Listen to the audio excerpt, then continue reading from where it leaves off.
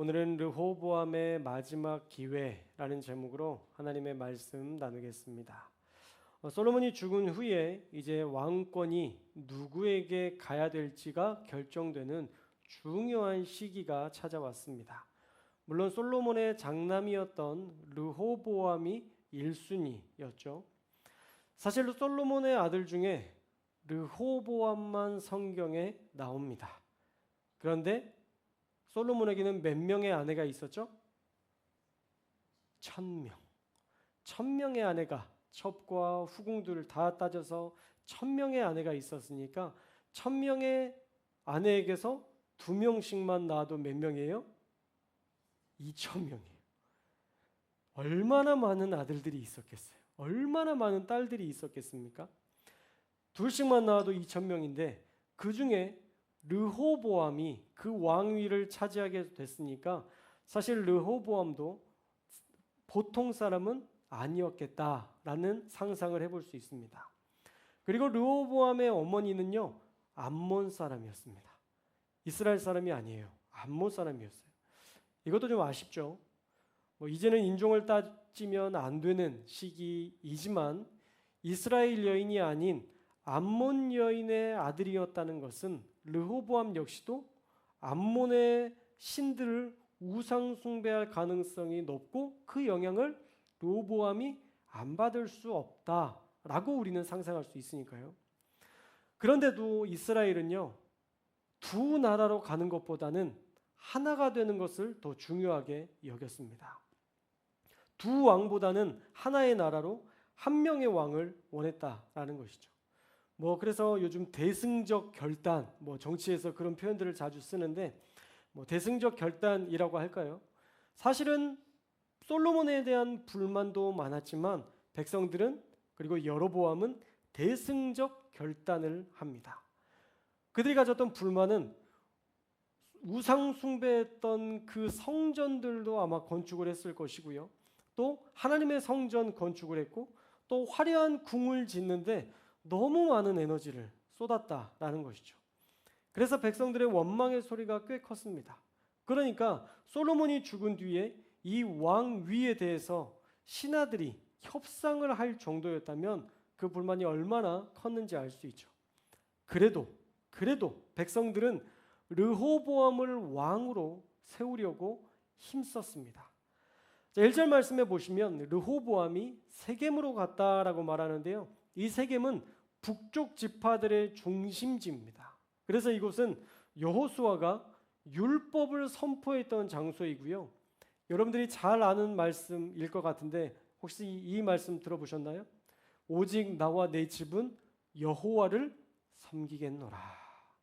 정말 이 여호수아가 모든 지파에게 모든 이 땅을 분배하고 또 그 모든 지분들을 배분한 이후에 자신은 가장 높은 가장 좋지 않은 땅을 차지한 이후에 그는 너희들이 하나님을 선택하든지 혹은 우상을 선택하든지 너희는 마음대로 해라.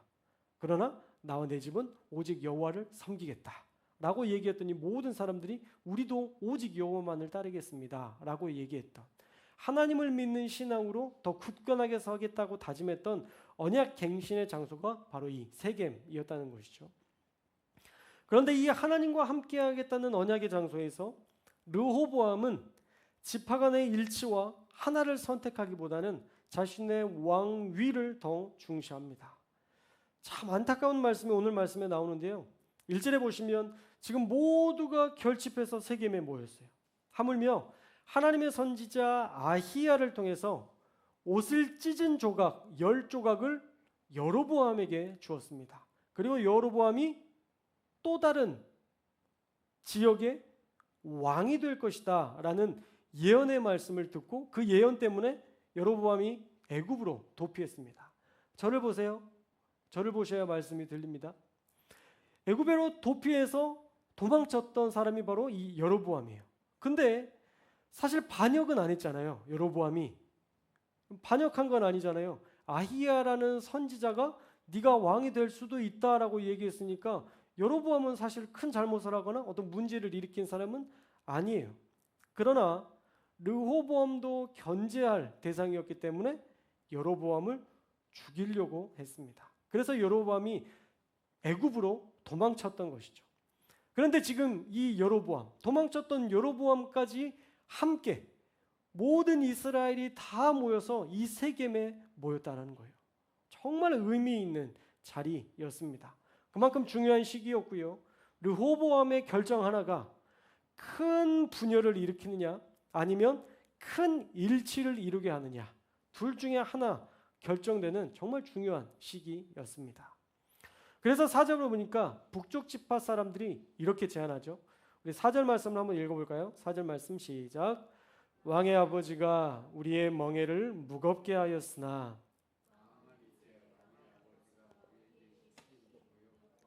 매운 무거운 멍에를 가볍게 하소서. 그리하시면 우리가 왕을 섬기겠나이다. 아멘. 자, 자세히 보시면요, 왕의 아버지라고 얘기합니다. 솔로몬이라는 이름도 부르지 않아요. 얼마나 그들이 힘들었는지 알 수 있겠죠. 그 솔로몬이라는 이름조차 들먹이는 게 싫었던 거예요. 왕의 아버지가 우리를 무겁게 했다라고 말하는데 그만큼 백성들의 심기가 불편했던 것이죠. 또 솔로몬에 대한 불만은요, 고역과 멍에 이 두 가지였습니다. 고역은 힘들고 고된 일을 시키는 것. 그동안 성전 건축부터 해서 수많은 건축물을 짓느라 이 이스라엘 백성들이 너무 고통스러웠던 거죠. 또 하나의 멍에는 뭘까요? 세금입니다. 세금. 여러분 세금 내는 거 좋아하시죠? 10%에서 20% 정도 냈으면 좋겠죠. 부가가치세도 무슨 10%밖에 안 내요. 한 20%, 30%는 내야 국가가 좀 살지. 그런 생각 절대 안 하시잖아요. 할 수가 없잖아요. 여러분 일은 일대로 그렇게 고되게 일을 했는데 세금까지 그렇게 떼어냈다면 얼마나 고통스러웠겠어요. 솔로몬은요, 부유했기 때문에 서민들의 그 삶을 이해하지 못했을 거예요. 실제로 전도서에서도 서민들의 삶에 대해서 이해하지 못한 글들이 우리가 말씀을 나누다 보니까 종종 발견되더라고요. 그러니 백성이라면 이 정도는 왕에게 바쳐야 하지 않겠느냐라는 자기 기준에 합당한 세금을 그리고 고역을 요청했을 것입니다. 그러나 그 요청은 백성들에겐 너무 큰 고통이었고 너무 무겁고 과도한 세금이었다라는 것입니다. 그래서 이제 좀 무거운 짐을 가볍게 해 주십사. 이제 마침 새로운 왕도 우리가 세우게 됐으니 이제 협상 카드를 꺼내든 것이죠. 아히야 선지자를 통해서 여로보암이 두 왕국 중 한 왕국을 다스리겠다고 하셨지만 우리는 그래도 한 왕국으로 르호보암 당신을 왕으로 모시고 싶으니 우리의 청을 들어주십시오. 우리가 모두 당신을 섬기겠습니다.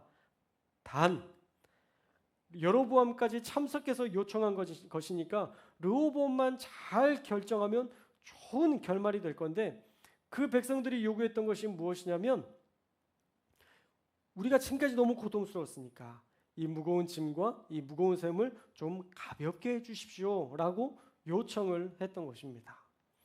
물론 르호보암도 쉽게 결정한 일은 아니었기 때문에 5절 말씀에 보면 3일 뒤에 오십시오라고 이야기합니다. 그만큼 심중한 일이고 또 아직은 젊으니까 어쩌면 솔로몬처럼 꽉 막혀있는 왕은 아니지 않을까라고 3일 뒤에 좋은 이야기를 할 것이라는 기대감을 가지고 백성들도 돌아갑니다. 그리고 이제 르호보암이 고민이 깊어지기 시작했죠. 솔로몬과 함께했던 원로들을 먼저 부릅니다. 그리고 이야기를 듣습니다. 짐이 어떻게 결정하는 게 좋겠소? 뭐 이렇게 물어봤겠죠. 그러자 이미 솔로몬 왕을 섬기면서 그 피로감을 느꼈던 신하들 역시도 가볍게 해주는 것이 옳은 줄로 아래요 라고 얘기합니다. 너무 무거웠습니다. 이제 좀 가볍게 해주셔야 됩니다 라고 르호보암에게 충언합니다. 자, 우리 7절 말씀도 읽어볼까요? 7절 말씀 시작. 대답하여 이르되 왕이 만일 오늘 이 백성을 섬기는 자가 되어 그들이 영원히 왕의 종이 되리이다 하나. 아멘. 자, 원로들이 뭐라고 얘기했냐면요, 왕의 원래 자리처럼 왕이 해야 되는 자리는 뭐예요?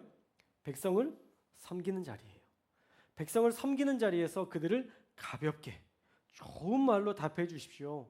그들의 고역과 그들의 세금을 가볍게 해 주십시오라고 원로들은 요청했던 것이죠. 그런데 젊은 르호보암은 그 말이 와닿지 않아요. 그러면 솔로몬에게 배운 게 사실 왕권은 절대 가볍게 보여져서는 안 된다라는 가르침이었을 것 같아요.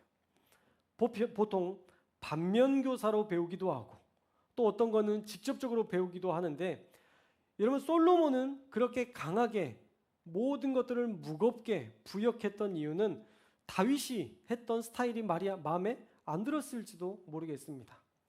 신하들의 말을 들어주고 수긍하면서 가다 보니까 일이 아무래도 늦어지죠. 빨리빨리 진행되지는 않습니다. 어쩌면 지혜가 많았던 솔로몬은 다윗의 그 통치 방법이 답답했을지도 모릅니다. 분명한 것은요, 강력하게 규제하면 발전은 있습니다. 강력하게 규제하면 발전은 있어요. 그러나 또 동전의 양면성과 같이 고통도 따릅니다. 백성들의 원망의 소리도 커졌죠. 그래서 분열이 될 수밖에 없는 이런 시점까지 왔습니다.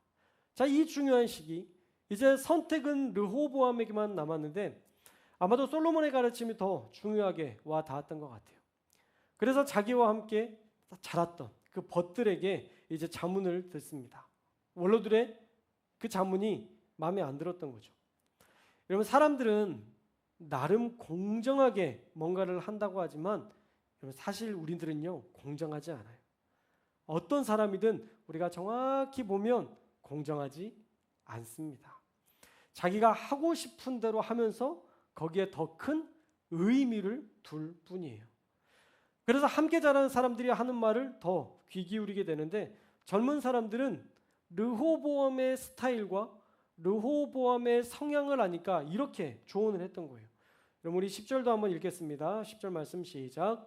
함께 자라난 소년들이 왕께 아뢰어 이르되 이 백성들이 왕께 아뢰기를 왕의 부친이 우리의 멍에를 무겁게 하였으나 왕은 우리를 위하여 가볍게 하라 하였은즉 왕은 대답하기를 내 새끼손가락이 내 아버지의 허리보다. 아멘. 자, 멍에를 가볍게 해달라는 요청에 내 새끼손가락이 내 아버지의 허리보다 굵다라고 얘기합니다.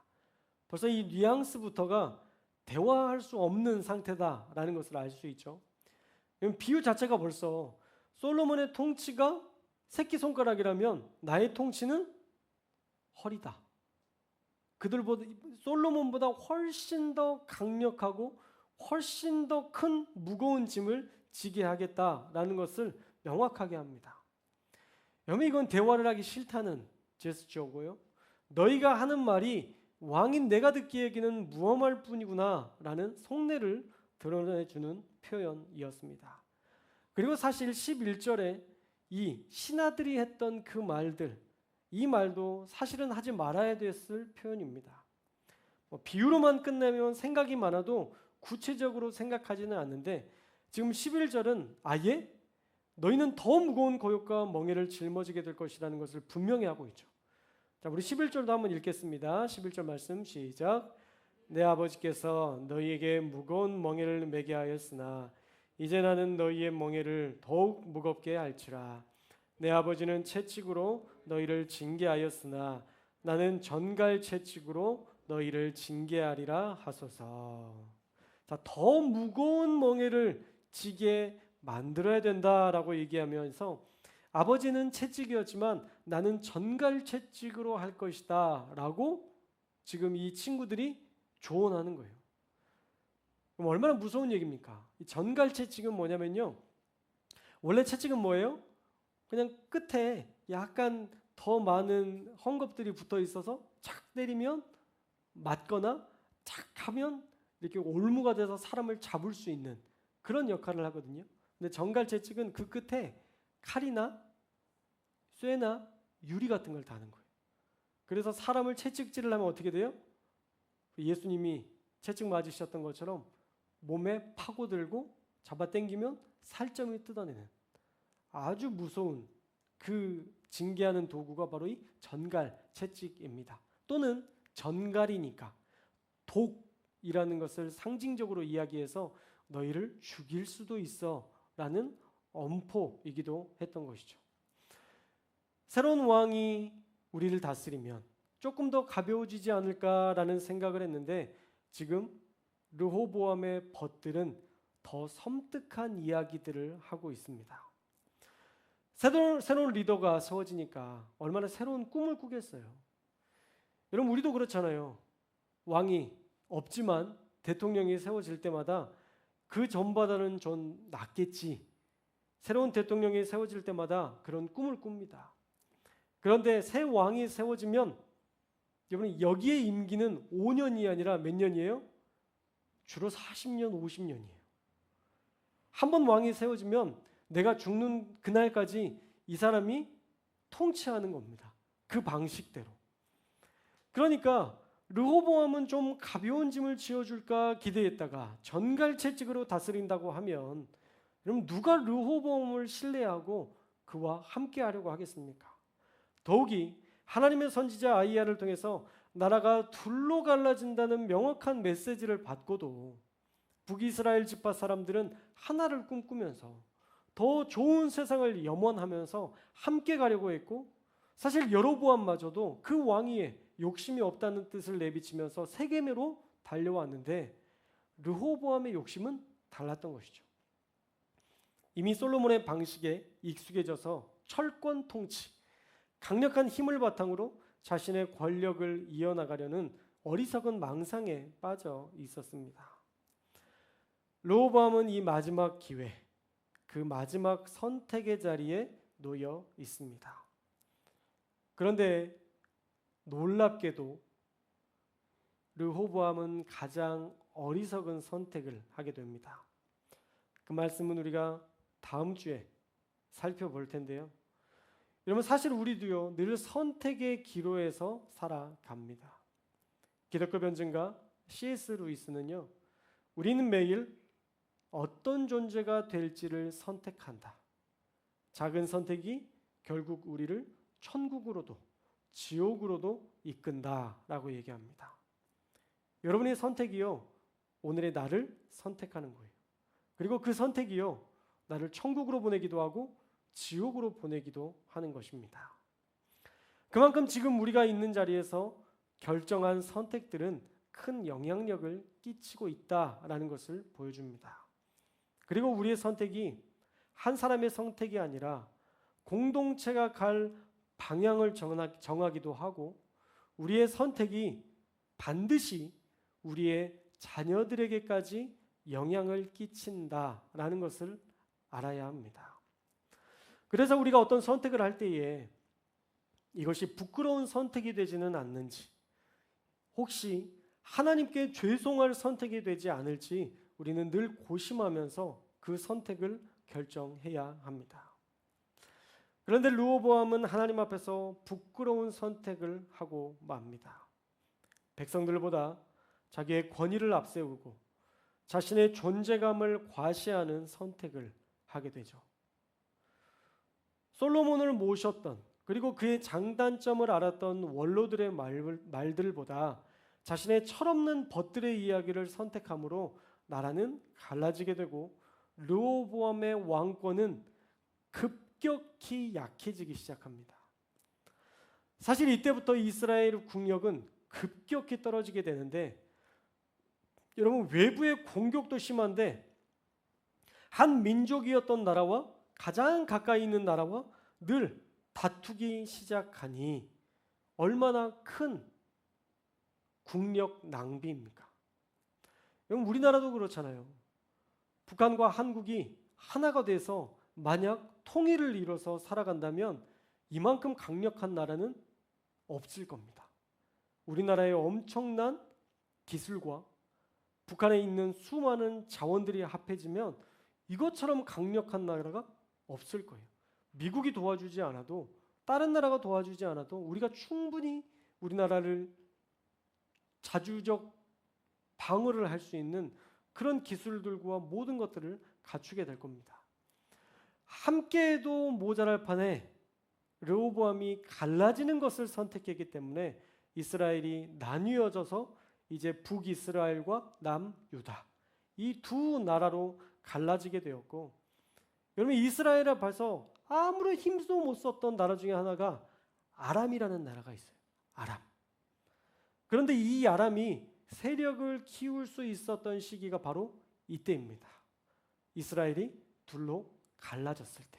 그때 아람이 힘을 키워서 나중에 이스라엘을 계속 괴롭혔던 그 중요한 나라로 부상하게 됩니다. 결국 갈라지는 선택은 이스라엘의 붕괴의 시작점이 되고 맙니다. 사랑하는 여러분, 우리는 지금도 선택을 하면서 살아가고 있죠. 어쩌면 그 선택이 천국이 될 수도 있고 지옥이 될 수도 있습니다. 자, 그렇다면 어떤 선택이 천국이고 어떤 선택이 지옥일까요? 우리 그리스도인들의 선택은 간단합니다. 절대 복잡하지 않아요. 우리 그리스도인들의 선택은요, 하나님께서 주시는 말씀대로 믿고 따르며 선택하는 것. 여러분, 이것이 우리에게 있어서 항상 생각해야 되고 결정해야 될 중요한 핵심입니다. 하나님께서 주시는 말씀을 믿고 따르면서 선택하면요, 어떨 때는 그 선택이 지옥 같아도 결국은 천국입니다. 할렐루야. 따라해 볼까요?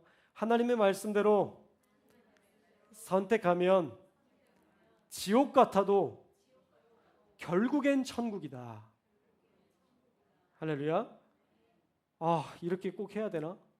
이게 과연 가능한가? 버거운데, 힘든데, 이렇게까지 할 수 없는데, 우리가 그런 생각들 하잖아요. 그래도 순종하면 정말 놀라운 천국으로 하나님이 우리를 인도하십니다. 그런데 반대로 내 생각, 내 경험, 내 이성을 중심으로 결정한 선택은요, 천국 같아도 지옥이 될 수 있다는 것을 명심해야 됩니다.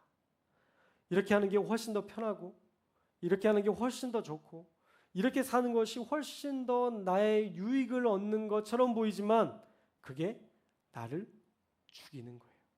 지옥으로 인도하는 것입니다. 사랑하는 여러분, 오늘 여러분은 기도하고 선택하고 계십니까? 아니면 마음에 드는 생각을 따라 선택하십니까? 여러분, 마음에 따라 움직이는 대로 여러분들이 선택하고 그 일들을 해나가고 있다면 여러분이 주인이시네요. 여러분의 생각대로만 살아가고 있다면 지금 여러분의 삶의 주인은 바로 여러분이시네요. 그렇다면 여러분이 주인이기 때문에 르호보암의 선택, 그 선택은 지옥행이 될 가능성이 높습니다. 편안해 보이고 유익해 보이고 더 많은 것을 얻을 것처럼 보이지만 그것이 나를 죽이는 일이 될 수 있다는 거예요. 그러나 여러분이 말씀에 감동하여 하나님이 주신 그 말씀에 감동해서 그 말씀대로 여러분들이 순종한다면 여러분은 생명의 길로 인도하시려는 하나님의 뜻을 따랐기 때문에 여러분의 삶은 천국행이 되어서 평안한 하나님의 인도를 받게 될 줄로 믿습니다. 오늘 여러분에게 주어진 선택의 자리에서 하나님의 말씀을 따라 선택하여 천국의 길로 인도하시는 하나님의 그 평안함을 누리는 저와 여러분들 될 수 있기를 주님의 이름으로 축원합니다. 하나님을 따라가는 길만이 옳은 길이요, 우리를 가장 좋은 길로 인도하시는 천국행 길일 줄로 믿습니다. 할렐루야. 기도하겠습니다.